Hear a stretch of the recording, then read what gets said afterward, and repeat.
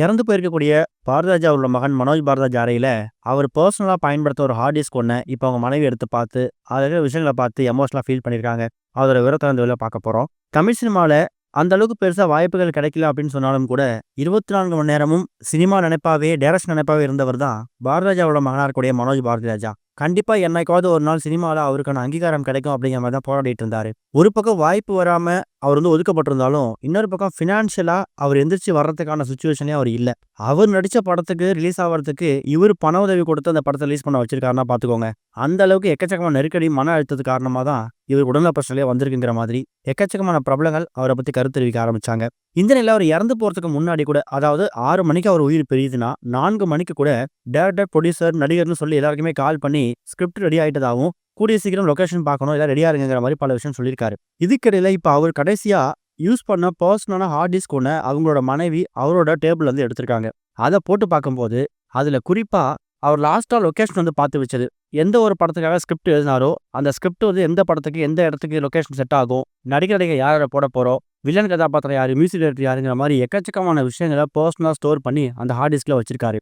அவருக்கு சொந்தமான பண்ணை வீட்ட தயார் செய்யணும். அங்க தான் ஷூட்டிங் ஆரம்பிக்குங்கிற மாரி அவர் இறக்க போறதுக்கு ஒரு 2 மணி நேரத்துக்கு முன்னாடி தான் படக்குழுவிட்ட பர்சனலா பேசியிருக்காரு.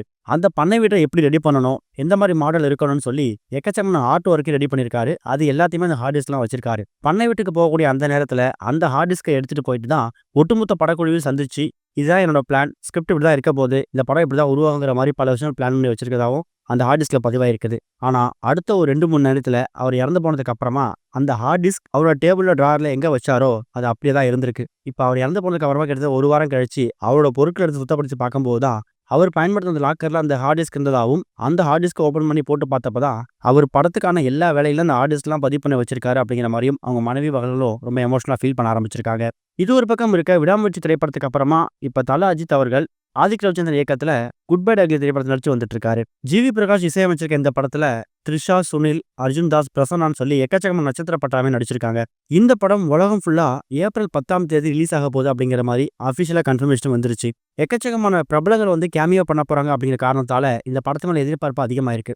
இந்த நிலை இந்த படத்தோட டைரக்டர் ஆதிக் ரவிச்சந்திரன் இப்ப ரீசெண்டா ஒரு பேட்டி கொடுத்திருக்காரு. அந்த பேட்டியில இன்னொரு சர்ப்ரைஸையும் உடைச்சிருக்காரு. அஜித் அவரோட இந்த திரைப்படத்தை மட்டும் இல்ல, இவரோட அடுத்த திரைப்படத்தையும் நான் தான் இயக்க போறேன், அது கன்ஃபார்ம் ஆயிருக்கு அப்படிங்கிற மாதிரியும், கூடிய சீக்கிரம் அது சம்பந்தமான அதிகாரப்பூர்வ அறிவிப்பு வெளியாகும் அப்படிங்கிற மாதிரியும் ஆதித் ரவிச்சந்திரன் அறிவிச்சிருக்காரு. ஒருவேளை குட் பை டாக்லி படம் திரைப்படம் ஹிட் ஆச்சுன்னா அடுத்த திரைப்படமும் ஒரு மிகப்பெரிய எதிர்பார்ப்பை ஏற்படுத்திடும். இதுவரைக்கும் கனெக்டிங் டிவிக்கு சப்ஸ்கிரைப் பண்ணனா மறக்காம சப்ஸ்கிரைப் பண்ணிக்கங்க.